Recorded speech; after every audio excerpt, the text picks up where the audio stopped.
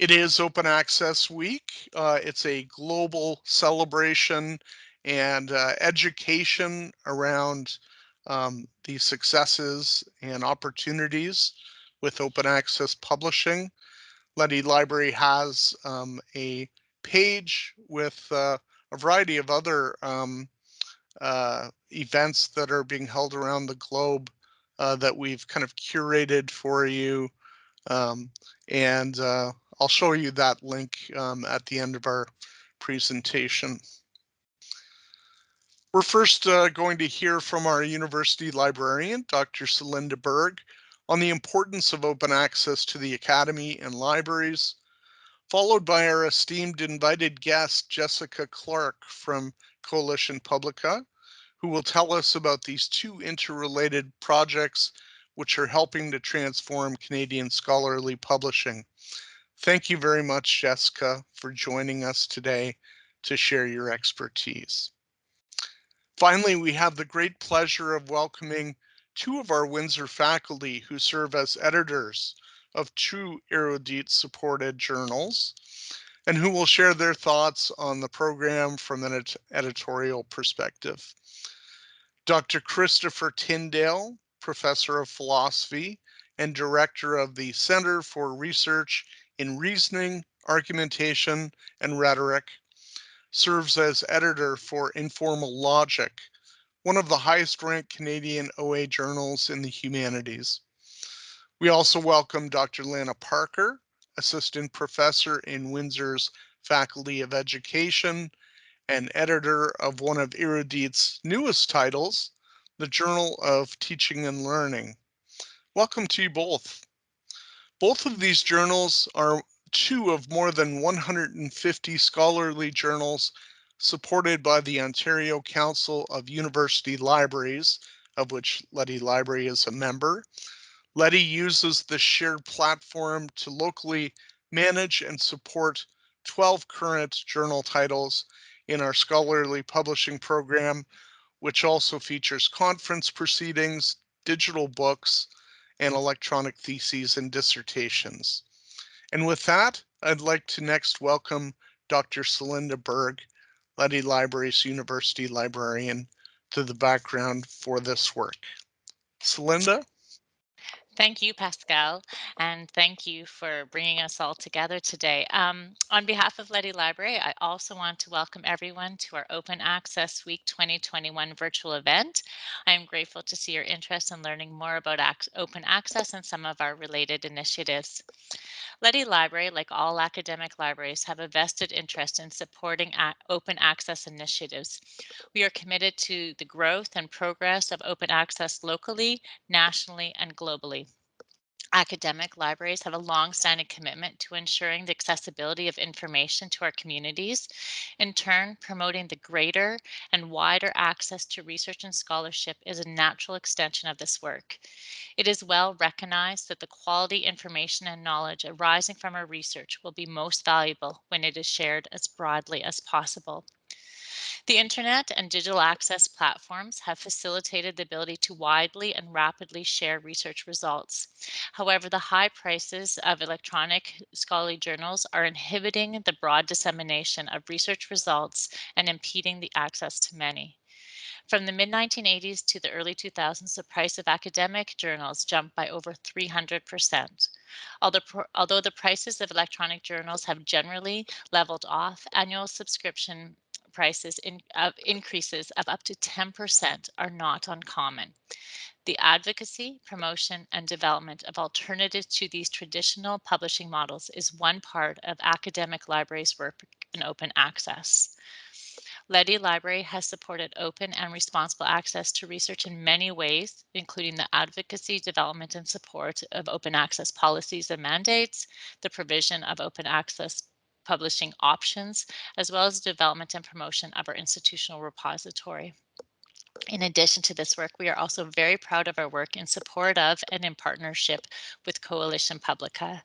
Coalition Publica is a unique collaboration aimed to advance digital scholarship publishing, open access dissemination, and research capacities in the humanities and social sciences in Canada. This work is truly changing the publishing landscape and bringing forth a new model of dissemination in the humanities and social sciences. Leddy is grateful for their ability to contribute to this initiative and to work with Érudit. We are grateful to our campus partners who recognize the value of this collaboration and have made significant efforts to advance this work. I am looking forward to listening to Jessica Clark share more about Coalition Publica, as well as to hear from Dr. Christopher Tindale and Dr. Lana Parker speak to their experiences. So thank you again to those who have joined us today, as well as to our speakers.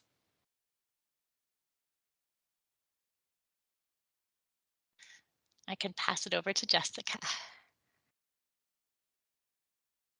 Thank you, Selinda. Going?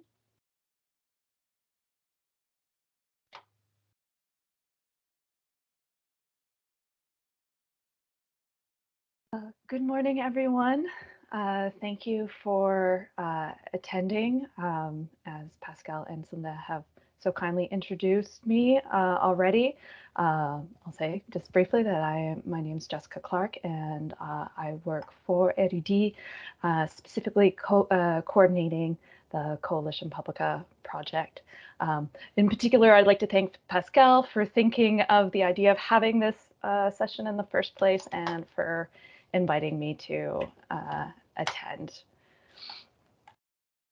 So what I'm going to try to cover this morning is to tell you in broad strokes about our project, how we're supporting open access, and what that might mean for you, whether you're a student, a researcher, or a journal editor.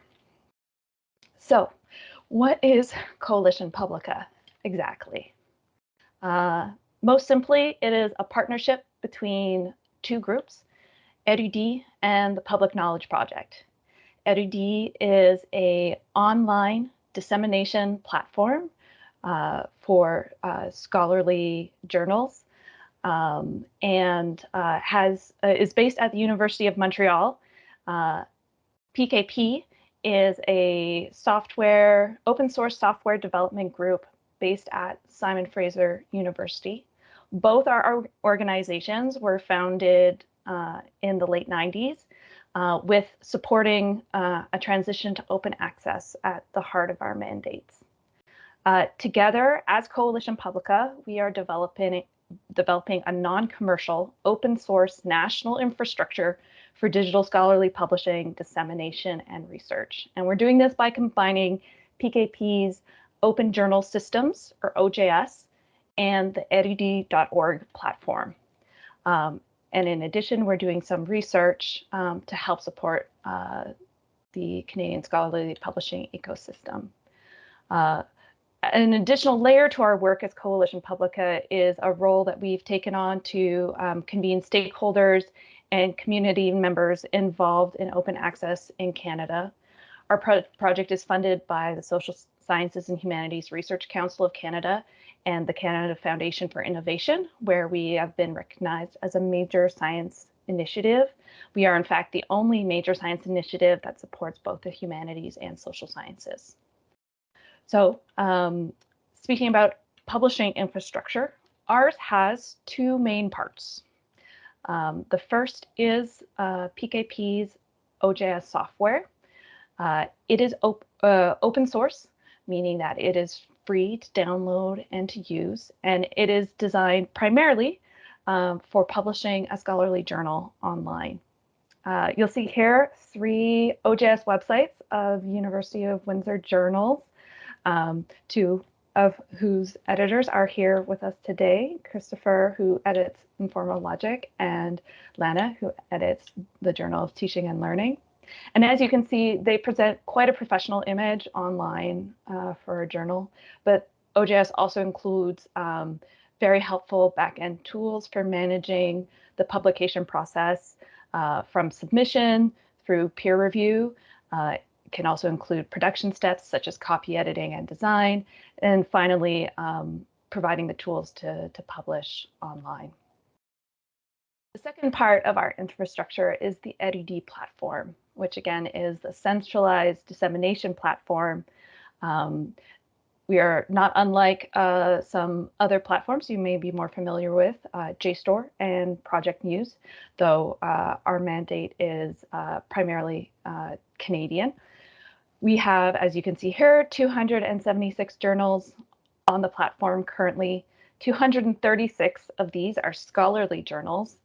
193 of them are actively publishing, and 43 are archived journals, no longer currently disseminated on the platform. There are also 40 cultural journals, which is a sort of category of publication unique to Quebec that is situated somewhere between a magazine aimed at the general public and a scholarly journal. These are often on topics, cultural topics such as theater, literature, dance, and though not peer-reviewed, have very high quality commentary on whatever discipline they're looking at. We currently have more than 135,000 scholarly articles available on the platform and more than 87,000 cultural articles. So, how does Coalition Publica support open access? Before I can answer that question, let's talk briefly about open access. Why is it important? It's pretty much a general consensus. There's pretty much a general consensus that open access is beneficial for scholarly journals. It increases citation rates, it increases readership, and usage, broadly speaking. What remains to be seen, and there's no consensus of yet, is how to support open access. But there is a will to do so in the scholarly publishing agency or industry. And this is largely because there is an acknowledged oligopoly within scholarly publishing today. There is a small handful of very large for-profit scholarly publishers who have consolidated their control of vast numbers of journals and offer these journals on a subscription basis with incredibly expensive licenses. For a single library to subscribe to all of the main journal bundles from these publishers would cost in the millions of dollars. This obviously squeezes library budgets substantially. And the concern there, obviously, beyond the bottom line, is that this sort of pressure will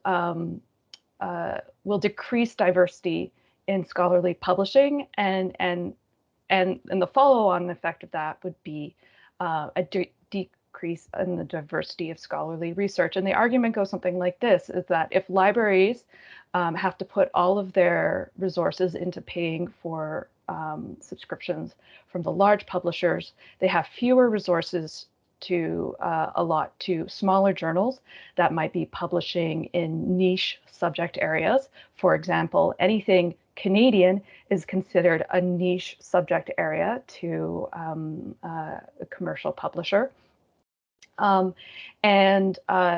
If these publishers don't get a share of library resources, they might be forced to close their publication programs for lack of resources, lack of budget.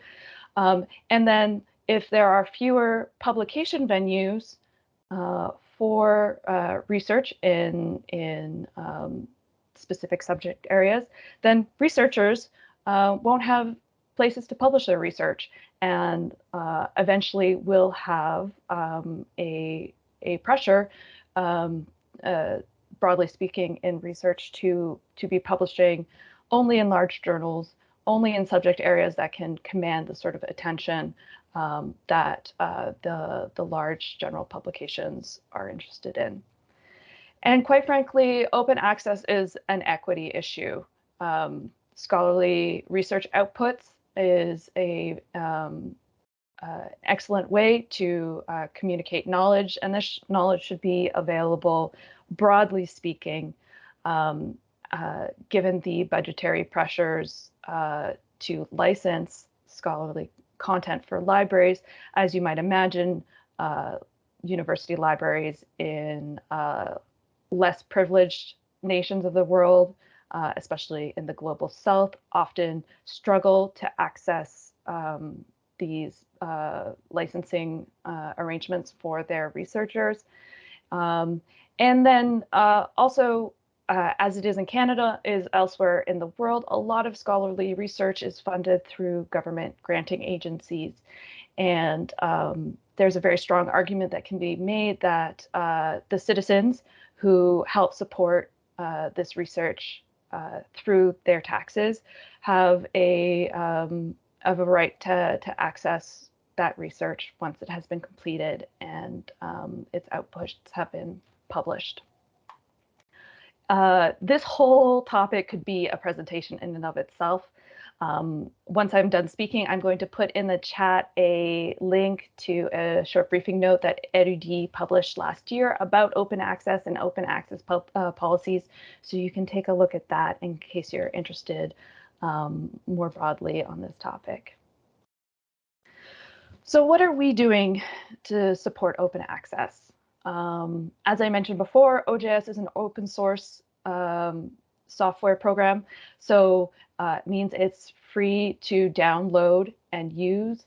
It can be used for publishing a subscription-based journal online, but I would say that the vast majority of fully open access journals in Canada use OJS for publishing online. As it regards to Érudit, over 90% of the content on Érudit is accessible for at no charge. And more than half of the actively publishing journals on the platform publish in immediate open access.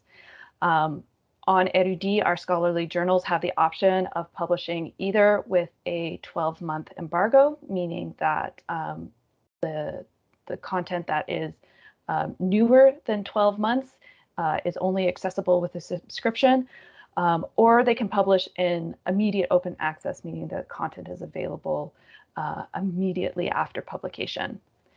And another key way that we support open access is through the Partnership for Open Access. This is an innovative project that brings together university libraries and journals to support fully open access publishing. Through this program, we provide financial support to open access journals. And this support acknowledges that there are real costs involved in publishing, regardless of whether you're publishing in open access or under subscription. However, these costs in an open access environment shouldn't be passed on to either a reader or to an author to publish their research. These costs should be covered by institutions like the ones that take place in the Partnership for Open Access, who are willing to support these journals so that they can keep publishing in open access. And also we have that stakeholder role that I mentioned before, where we are working with a variety of groups that are helping to transition Canada to sustainable open access. This would include funding agencies where we're commenting on policies that may be adopted for open access. We're also involved in some more technical elements of the digital publishing ecosystem that makes an online publication reality function, things like persistent identifiers for journal articles, for individual authors, etc. So you're probably thinking, well, okay, but what does all of this mean for me? If you are a student, I would say keep in mind that Érudit is a fantastic place to do research, especially if you're looking for research on Canadian topics. I would also encourage you, if you have the opportunity to do so, get involved in student journal publishing. You might just discover that this is a career that you'd be interested in, and perhaps you'll even have the opportunity to work with a journal that uses OJS. If you are a researcher, again, Érudit is a great place to do research, but it's also a great place to find journals that might be a venue for publishing your own research. And I'll note briefly that all journals on Érudit comply with Canada's tri-agency open access policy on publications. So if your research has been funded by SSHRC, NSERC, or CIHR, I believe that's right, you're required to publish in a publication that will provide open access no later than 12 months after the publication. And all of our scholarly journals comply with this requirement. We also have a collection of research corpora. There are a variety of textual document databases that are available for research use, the largest of which is a corpus of the Érudit journal collection that can be searched and used in different ways. But we also have corpora from Librarian Archives Canada, the Bibliothèque et Archives Nationales de Québec, and elements of the Canadiana collection that is managed by the Canadian Research Knowledge Network. So if you are interested in big data textual research, we might have some interesting corpora for you to use. And finally, and perhaps most importantly, if you're a journal editor, I would encourage you, if you're not already, consider OJS as a potential tool for you to adopt and use for your journal. As I mentioned, it has all of these back-end workflow tools for managing submission and peer review process, as well as any production steps that you might normally do. You can have a very professional looking online website where all of your journal content is can be published, and that naturally is adapted for optimizing indexation online. There are hosting services for open journal systems offered by many Canadian university libraries, including the library here at the University of Windsor. And if you are already using OJS, or even if you're not, consider whether or not dissemination on Érudit could be helpful for your journal. It will increase your dissemination more broadly with all of the connections that we have with different indexers, all of the agreements that we have established with different library partners. It will provide a stream of revenue regardless of how you publish, whether that's with a subscription or in immediate open access. And the platform's adapted to support publishing standards that can sometimes be difficult for individual journals to achieve. For example, we provide digital object identifiers for articles for journals that need them. We also provide long-term preservation services in the event that your journal ceases to exist, and even in the event of the Érudit platform ceasing to exist, you can be assured that we have everything in place necessary to preserve the scholarly record. So I wanted to leave you with one final thought today for Open Access Week. Everyone can support open access. To begin with, learn a little bit about what it is, why it's important for scholarly publishing and the scholarly research ecosystem more generally. If you're a research, make open access part of your publishing and service decisions. Is a journal that you want to publish in going to help promote your research by making it available freely to anyone to read, either upon publication or within a short period of time?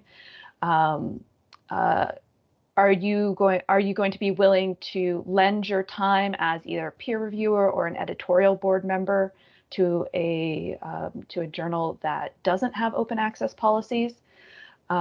These are questions that you might want to consider and implement within your own research practice.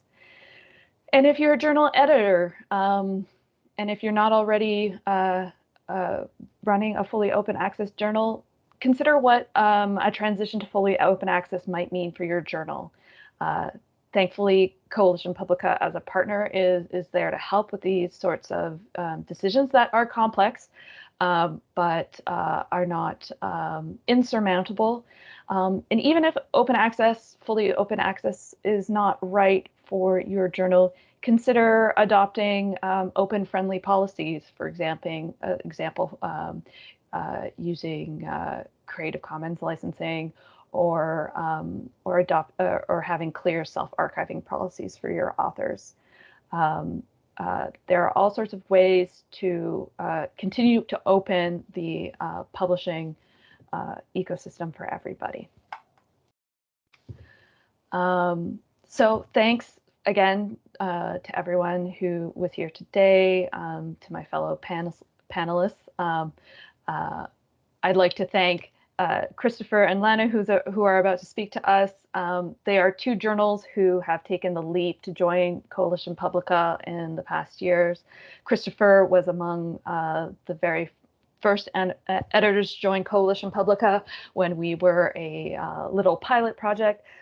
Lana, I've gotten to know a little bit over the course of this past year, and her journal will be joining the Érudit platform beginning in 2022. Very happy to be working with both of them. And thanks again to Pascal for thinking of and organizing this panel. Anyone here today is welcome to email me with any questions about Coalition Publica or open access, and I will do my very best to answer them. Thank you so much, Jessica. So next we're going to hear some short comments from Christopher and Lana on their experiences, both with open access publishing and the Érudit platform itself. Christopher, over to you. Good. Thank you, Pascal, and thank you, Jessica. You can hear me? Yes? Good. All right, because one's never sure in these situations. Yes, well, it's very nice to have met Jessica today, because we have been in contact by email for several years now. And this is an opportunity, I guess, for us all to reflect on the experience we've had. It is quite recent. I think 2017 was when we became involved with Érudit. We became an online journal in 2008, at the beginning of our publication year. We publish in March, June, September, and December. So that's that March issue. But the journal goes back to 1984. So we're in our 43rd year of publication. So we've gone through every phase possible. And it was a tough transition in 2008 after, decades of being a hard copy publisher to go entirely online. There were a lot of problems here, getting the issues together, doing the editing, then taking it out to a local publisher who would produce the hard copies, bringing them back, putting them in envelopes, mailing them around the world. It's hard to even reflect on what it was like in those days to do this, other than perhaps the obvious that we were always behind on our publication schedule. And it really did depend upon a lot of your voluntary work from a lot of people to get all that done. So in 2008, we went online. That was a tough transition. A lot of people were skeptical about that. They thought we would lose credibility. Like, who would want to publish in an online journal, right? You wanted to get those off prints. Remember the days of an off print that would arrive in your mailbox, and you could proudly look at the off print and show it to people. Just having an article online didn't seem to have the same cachet, but obviously the skeptics were wrong. We increased our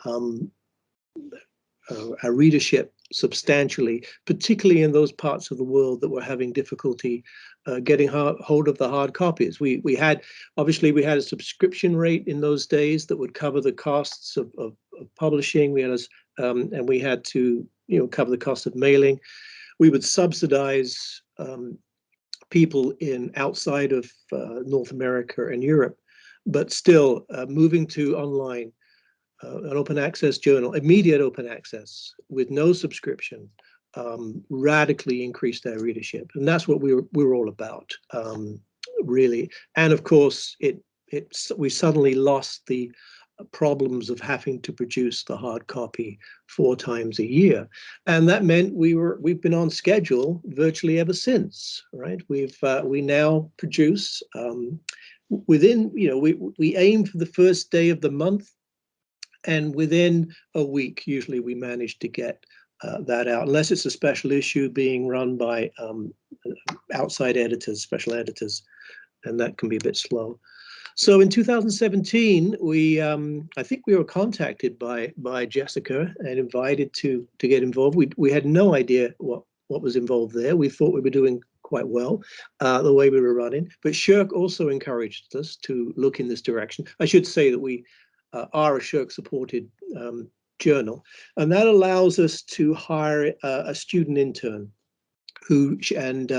she's on maternity leave right now, so she or he, because we have a replacement, does a lot of the this sort of messy work, that you're working with the online platform and communicating with authors and things like that. And then there is myself and 2 other editors, another person here at Windsor and somebody at Lethbridge, who makes the decisions about what articles we will keep, what articles we will decline, and which reviewers we will use.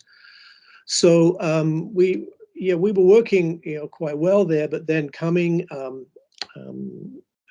in contact with Jessica in 2017. So this is our 4th year working with Érudit, and that has expanded our exposure to more readerships. I think the metrics that are important in this day and age have improved, but they have a more sense of that. So this past year, when I had to do the latest Shirk application for our grant, I was able to get information from Érudit. They could tell me how well we were doing on a number of things that I wasn't sure about, and Pascal, of course, in the library here, he could tell me, he could give me metrics as well to show how our involvement with OGS and Érudit has really boosted our profile as a international journal, and so we're pleased. I think we're still sort of working out some of the I don't know, the nuts and bolts of the relationship in terms of, I know there's some things about keywords and things, and I just shift that over to our intern, and they're pretty good at figuring out those things. But indeed, I think in terms of the long-term prospects of the journal, this has been a good decision, and we get some income from Érudit. We also supply some income to Érudit, but we're ahead of the game, and I think that was made clear to us that we benefit from this relationship. Financially, but that's a minor consideration. It's the exposure we get that really counts. So I think I've probably exceeded my 5 minutes there. Don't know. I'll hand over. Thank you. Thanks so much, Chris. Lana, over to you. That's wonderful. Well, thank you so much, Pascal, for inviting me in this morning. And it's lovely, Jessica, to meet you virtually. So I don't know that I can contribute much more than what has already been shared, because as you heard, the Journal of Teaching and Learning is newly subscribed to Érudit. It is a journal that is 20 years old this year. It began with print publishing in a similar vein to what Dr. Tindale described for Informal Logic. And then the process moved online, the journal moved online with OJS, I believe, in 2006. And so we do have our archived issues available online as well, dating back to 2001. We are hosted by OJS. We've been open access through the OJS platform. However, when Jessica approached last year, I was in conversation with, at that time, it was Mita at Leddy, to discuss what the prospects were, how it would work in terms of really upfront workload and then ongoing workload, which I know is always a consideration for keeping journals on track with their publishing and for also being aware of how our editorial assistants or interns work to get those issues out. And so the application process was incredibly straightforward. We were happy to see that our application was successful, and we expect that our first issue, which I think will be a regular issue coming out in early 2022, will be available on Érudit for the first time. And we are looking forward to extending our readership through this process. And I'm really optimistic about the relationship that we can develop moving forward with the support of Leddy Library to ensure that our journal is available broadly, globally, and so that we can also advance, I think, the reputation and mandate of open access publishing in Canada. And that's it. That's it for me. Thank you. Great, thank you both. I'd like to invite anyone who's participating today to share any comments or ask any questions you may have. We can see if the audience first have some questions, and then if not, I'll invite comments by our panelists.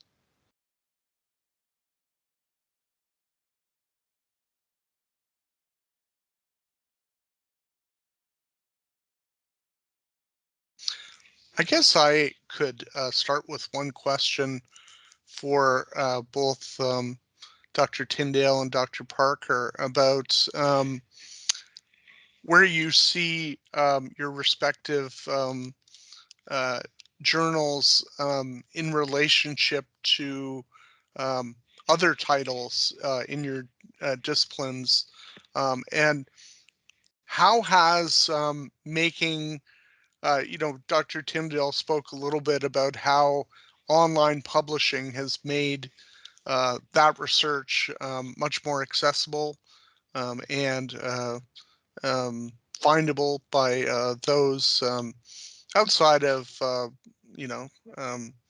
our most industrialized nations. But have you seen that, for example, you've received more far-ranging submissions and contributions from places that you hadn't expected or seen before? Right. That's certainly been the case for us, to the point where in the last year, I think, or just over a year ago, we added 2 editors on our board, on our editorial board, not editors, but 2 members of our editorial board from our Southeast Asia, because we were starting to get, well, not starting, over the years, the number of submissions we've got from that part of the world has increased substantially, but also from other parts of the world that we were never getting submissions from.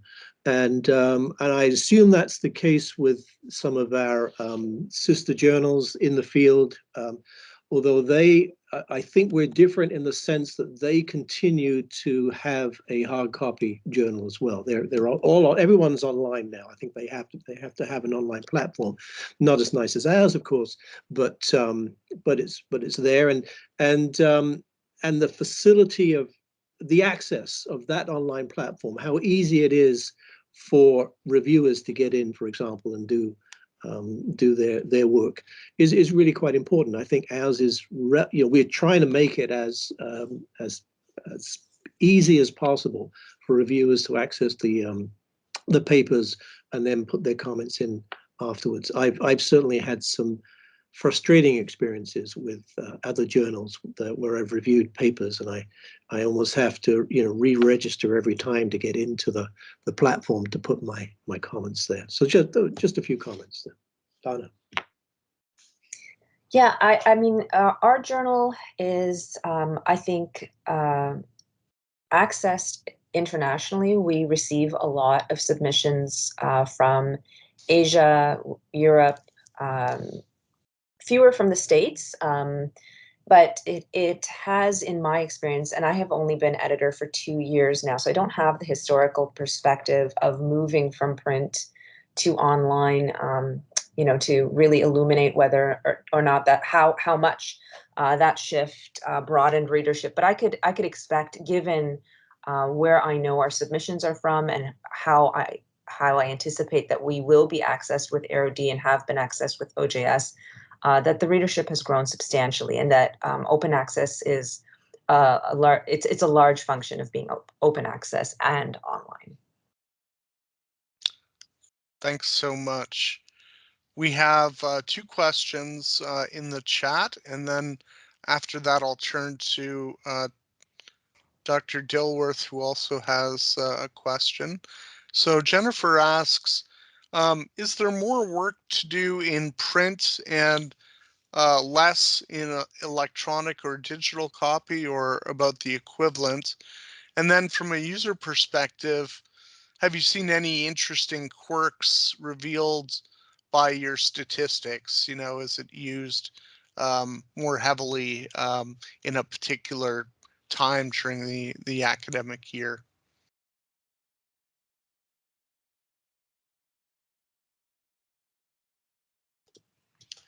I mean, we certainly have, there's no difference in terms of getting an issue together, other than that, we're not writing to reviewers asking them would they consider looking at a paper and then emailing the paper to them.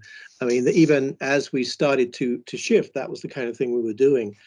The real saving of time is in the preparation and dissemination of an issue, right? That we're not putting together a hard copy that then has to go to the publishers and then come back and have to be mailed out. I mean, that is almost,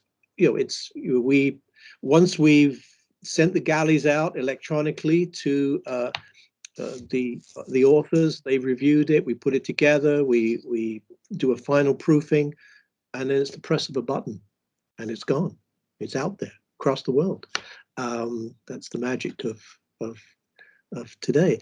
As in terms of the stats that come back, other than that we can see it's the greater number of users and access, I don't see any particular time of year in which that's increased. I haven't noticed that.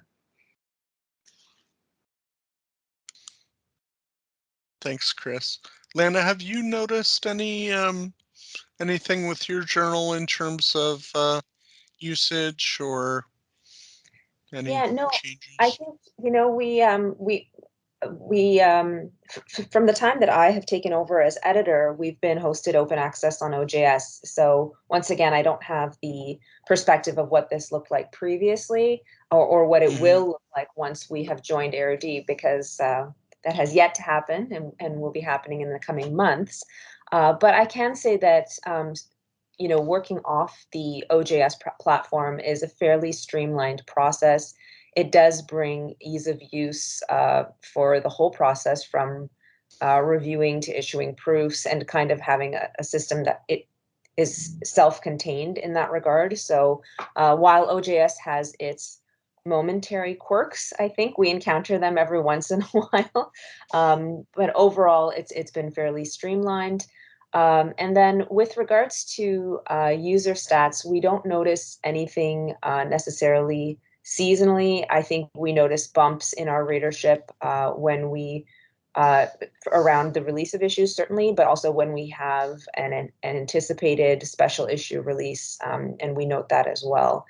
I think maybe part of it too is thinking about how we engage social media, since we are an open access journal.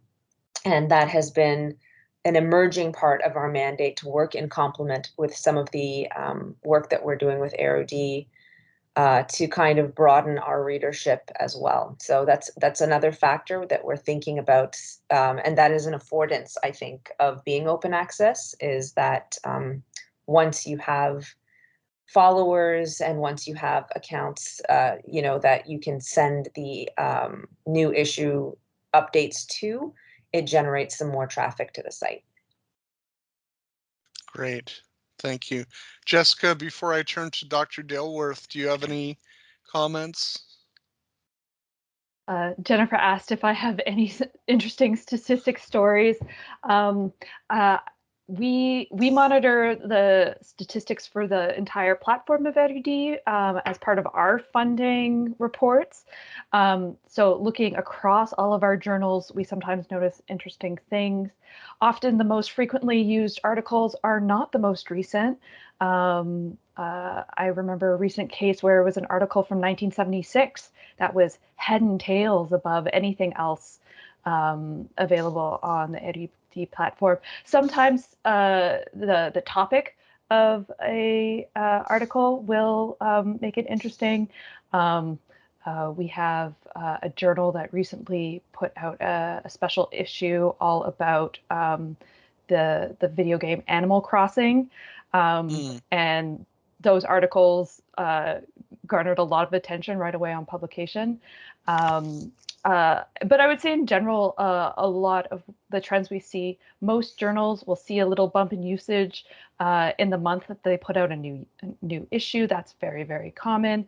And it's unfortunate to say in a Canadian context where we are a bilingual nation, but English language articles tend to still be the most consulted, even on a platform like Érudit that's based in Quebec and was founded as a primarily francophone platform that is now adopting a national and a bilingual mandate.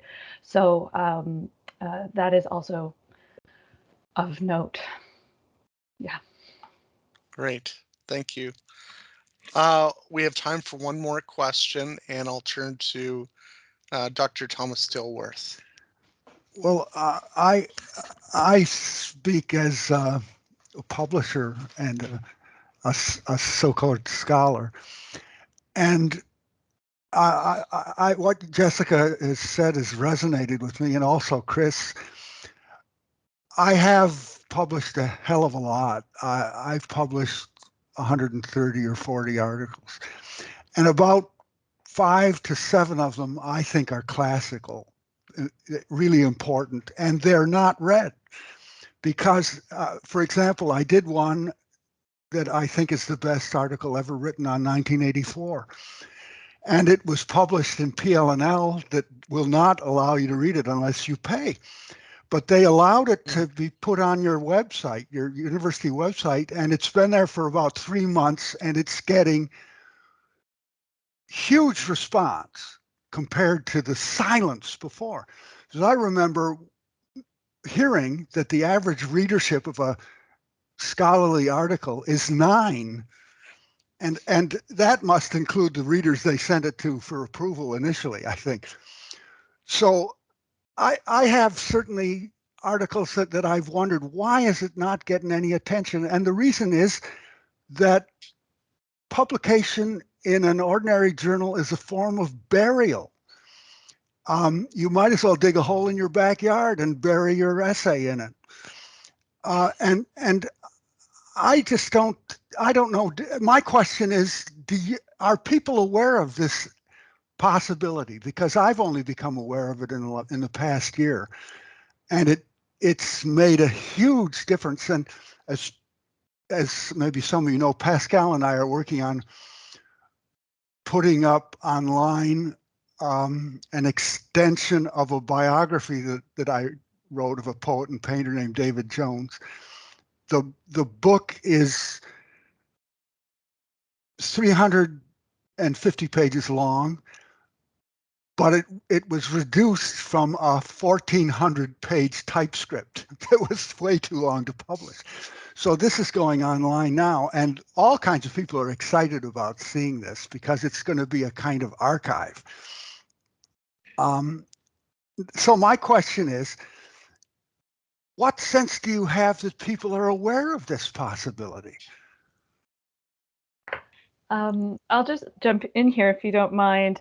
There's so many intricacies in the broader milieu that open access is operating in, and one of them, and that's like an unfortunate pressure, is tenure and promotion guidelines. So for academics, especially young academics, there is the sense that you have to publish, and you have to publish in a certain, usually fairly small set of journals within your discipline that are the most highly regarded. These journals are typically published by commercial publishers, are not open access. They have often been deemed to be the most important publications within the discipline based on the an impact factor, which is a algorithmic measurement of the quality of a journal that was developed by a commercial publisher. So it in itself is not always a valid measurement of how important a journal is. So unfortunately, there's this disconnect between, the general good of getting your research out there, and open access is definitely the best way of doing that, versus, gaining tenure and promotion within your institution, and the pressure to publish in certain disciplines that, generally speaking, aren't open access. So the more, as academics and as perhaps people who are involved in different administrative capacities within your university, the more that you can advocate for open access policies to be incorporated in tenure and promotion processes, the more it will become a reality and become of interest to individual scholars. Thanks so much.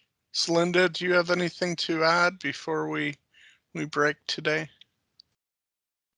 No, I actually I think that Dr. Jill was really captured kind of some of the challenges of the difference of when people realize what the advantages are. I think that just really spoke to me, and I think that just having more people speak out, people who have experienced kind of some of the advantages, that's as much as libraries are a voice in academia, we're a quieter voice than faculty members and researchers. And so certainly we do what we can to advocate, but having individuals like Dr. Dilworth speak out, and Dr. Tindale, Dr. Parker, I think that's really, it amplifies that voice a lot, because there is not only hesitation around, I would say, the tenure process, but also people losing control of their work. And that's a hesitation as well that we often push up against. And so when we have great scholars speak so positively about open access, I think it just is so incredibly helpful to us. So yeah, that's all I was going to say. Great. Wonderful closing comments there. Thank you all for participating in today's event, and thank you for the questions that we had. And enjoy the Open Access Week other events that we have. I'll share with you the URL for our Open Access Week events here at Leddy Library. It's on the Leddy Library homepage. If you go there, we have something every day this week and into next week as well.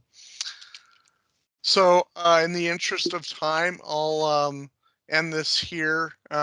This is being recorded, so folks can view this later on if they weren't able to join us. And I wish you a wonderful rest of your week. Thank you, everyone. Thank you, Pascal. Thank you, Pascal. It's excellent. Thanks. Thanks. Thanks a lot. Thank you.